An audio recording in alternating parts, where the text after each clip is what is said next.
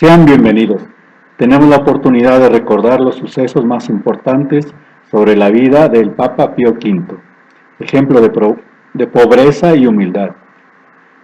Su nombre, Antonio Miguel Ghislieri, nació en Bosco, Ducado de Milán, Italia, el 17 de enero de 1504, murió en Roma el 1 de mayo de 1572. Profesa en la Orden de los Predicadores, los dominicos. Enfrentó la laxitud moral imperante en la Iglesia Católica. Ghislieri se mostró severo y estricto. Frecuentemente fue llamado a Roma, mostró celo en todos los asuntos en que fue consultado. Así ofreció grande oposición a Pío IV cuando éste quiso admitir a Fernando de Medici con tan solo 13 años en el Sacro Colegio. A la muerte de Pío IV fue elegido papa con gran alegría de toda la Iglesia. Su coronación coincidió con su cumpleaños. Era muy austero y desterró el lujo de su corte, elevó el orden moral, trabajó con su amigo íntimo San Carlos Borromeo para reformar el clero. Intentando detener la influencia de la Reforma protestante, dio inicio efectivo a la Contrarreforma o Reforma católica. Atiende las complicadas nuevas situaciones pastorales. Por una parte, los mundos recientemente descubiertos, que es necesario evangelizar, y por otra, países protestantes que comienzan a nacer. Proclama a Tomás de Aquino doctor de la Iglesia. Propone la introducción de las enseñanzas de la Suma Teológica de Santo Tomás de Aquino. En Roma encargó al pintor Daniel de Volterra que cubriese en parte las figuras trazadas en la Capilla Sixtina por Miguel Ángel, que las había desnudado en su mayoría.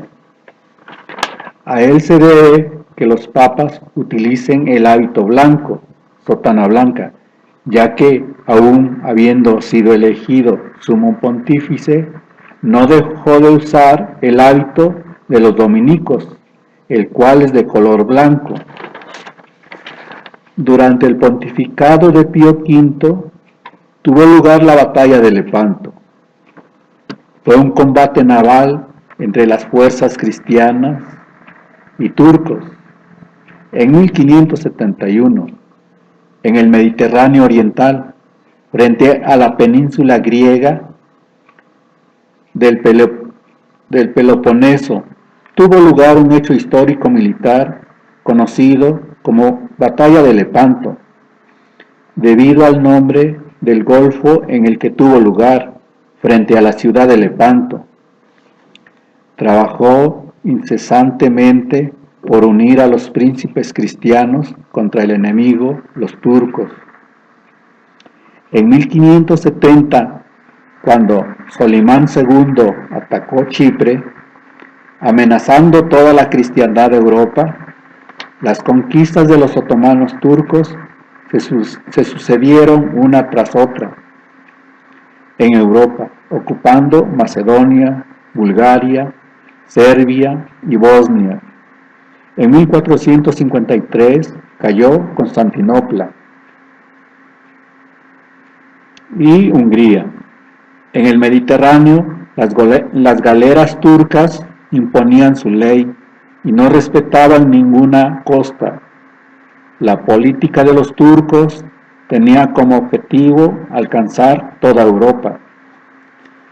Contra el Imperio Otomano promovió el Papa la Liga Santa, que quedó constituida por España, Venecia y los propios estados pontificios. Al frente de todas las fuerzas combinadas, puso el Papa a don Juan de Austria, hermanastro del rey Felipe II de España. Don Juan logró unificar y comandar a soldados y ejércitos que antes estaban en constante conflicto entre sí en la misma Europa.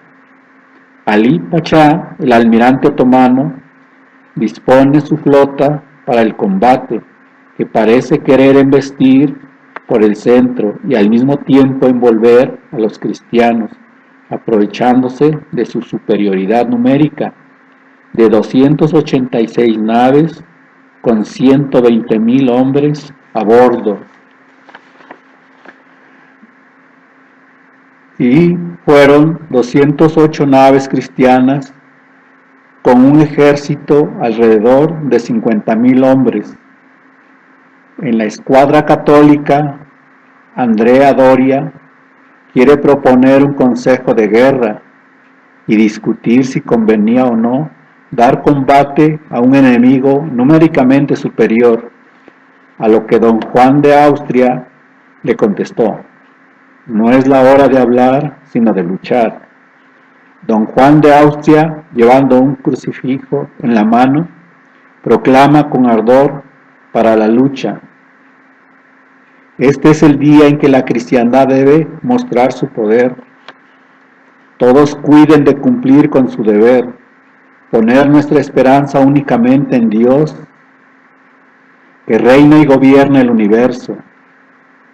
El enemigo, a su vez, con burlas y blasfemias, decía: esos cristianos vinieron como un rebaño de ovejas para que los degollemos. La orden de Ali Pasha era la de no hacer prisioneros. Ali Pasha da un tiro de cañón para llamar a los cristianos a la lucha. Don Juan acepta el desafío respondiendo con otro cañonazo. La situación se volvió cada vez más peligrosa y desesperante. Pero cuando Ali Pasha, defendiendo la sultana de otra embestida cristiana, cayó muerto de un tiro de arcabuz español, un clamor de alegría victorioso surgió de la nave capitana. Los turcos estaban derrotados y el pánico se apoderó rápidamente entre sus huestes.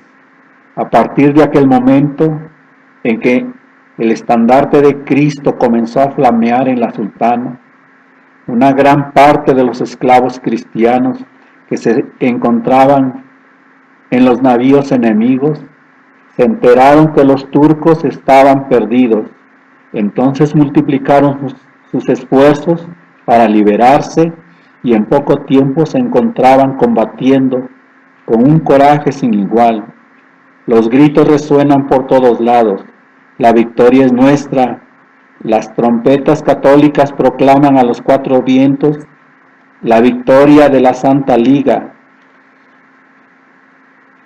Es la mayor batalla naval que la historia jamás registrará. Entre tanto, en Roma, el Papa aguardaba las noticias, ayunando y redoblando sus oraciones. El día 7 de octubre, él trabajaba con su tesorero, Donato Cesi, sobre problemas financieros. De repente, se apartó de su colaborador, abrió una ventana y entró en éxtasis. Se volvió a su tesorero y le dijo: ve con Dios, ahora ya no es hora de finanzas, sino de dar gracias a Jesucristo, pues nuestra escuadra acaba de vencer. Y se dirigió a su capilla. De ahí la fecha 7 de octubre, día de la victoria, quedó consagrado a Nuestra Señora del Rosario, que está en los calendarios y celebraciones cristianas, como lo promulgó el Papa Gregorio XIII en 1573.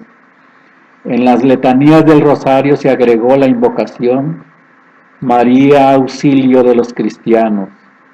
El escritor español, autor de la obra Don Quijote de la Mancha, participó en la batalla de Lepanto y perdió un brazo. Por eso es que se le conoce también como el Manco de Lepanto. El Papa Pío V dejó un recuerdo de una virtud poco común y una integridad inagotable e inflexible. Fue canonizado por Clemente XI en 1712. En la actualidad, el llamado Estado Islámico publica videos en que supuestamente asesina, secuestra cristianos, quema iglesias. El último video se refiere a los 21 cristianos egipcios decapitados en Libia, asesinados porque profesaban la fe cristiana. Fueron las palabras del patriarca de la iglesia copta ortodoxa, Tawadro II, y las palabras del Papa Francisco en la misa matutina de la casa de Santa Marta fueron: el Señor reciba a los hermanos coptos, asesinados como mártires. Ofrecemos esta misa por nuestros 21 hermanos coptos, degollados por el único motivo de ser cristianos. Oremos por ellos, prosiguió el Papa, y por mi hermano Tawadros, que sufre tanto. Gracias.